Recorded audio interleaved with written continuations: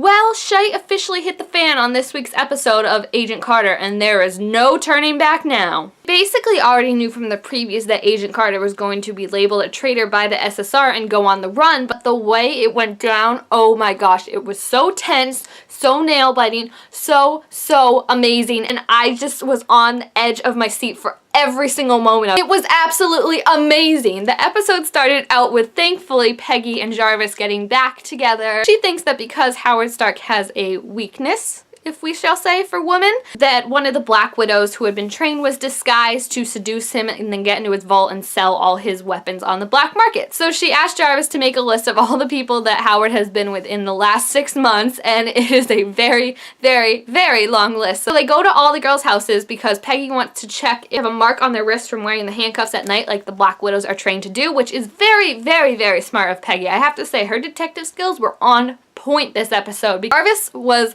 hands down amazing in this episode. I love him in every episode, but this one we got to see him dealing with the women that Howard Stark had spurned, and that he was the one that had to kind of tell them, you gotta leave, Howard doesn't want you here anymore. They did not take too kindly to that. They kept hitting him, slapping him, kicking him in the groin. They finally narrowed it down to one woman who wasn't there when they went to her apartment, so they realized that it was this one lady that they can't track down, but they couldn't find her, which makes me think that it's Dottie.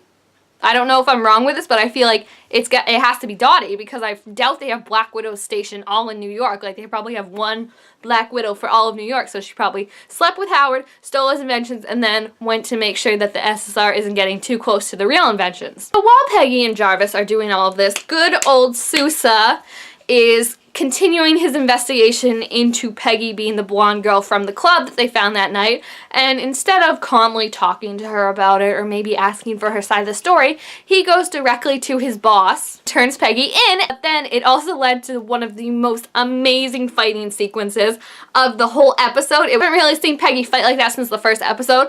It was flippin' amazing. The choreography, the music that went with it was just so kick-ass, and a lot of people have been comparing how her fight moves are similar to Steve. Now people think that she taught Steve how to fight some moves and stuff, and that makes me so happy. And then Jarvis was also finally getting in on the action too. He busted some guy's head with a pitcher of water, and then he threw a tray at someone else, and I was like, you go Jarvis, you got this, man, come on. So they finally get out, and then lo and behold, Jack, aka Agent Deuceface, I finally learned his name thanks to Wikipedia, he was out there waiting for them. Before he could try to take her in, she took him down in like 3 seconds flat. I was so impressed. So she runs back to her apartment to get Steve's blood, but the problem is that everyone knows it's the first place she would go. So Sousa and Agent Doucheface go to her apartment to try and find her, and the mother lady of that house, whatever you call her, so upset with them. She's like, you are disrupting the order of things. What are you doing here? And they just barge right up to Peggy's room. Peggy gets out at like the last possible second, but good old Angie, who I really loved in this episode, sees her and immediately realizes that Peggy hasn't been truthful with her, but even when the SSR officers come in, instead of turning on her friend, she trusts her completely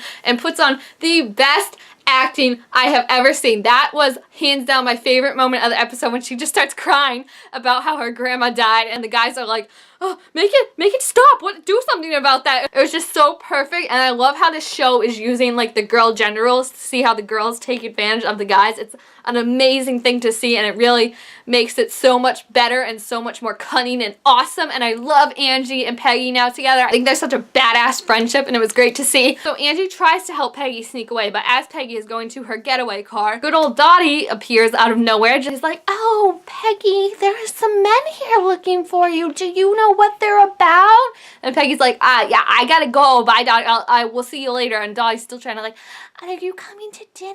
And I'm like, this isn't suspicious to you? But then she goes to hug Peggy, gives her a kiss instead, and Peggy's like, what the heck? Because it was the Sleepy Time, whatever lipstick she had from the pilot episode. Dottie had stolen it and used it against her, and then Dottie was gonna kill her. She had her knife out, but then Sousa and Taylor showed up in the one shining moment that I was like, finally, thank you. They saved her basically, but they were like, lady, she's dangerous, step away, like didn't even see Dottie, so now Peggy's gonna look like the crazy person. Bring her into the SSR agency, and Sousa and Agent Doucheface are now kind of gonna interrogate her, and the chief tells them not to go easy just because she's a girl. And it's like, really, now's the one time you're gonna treat her like an equal when it comes to punching her face out.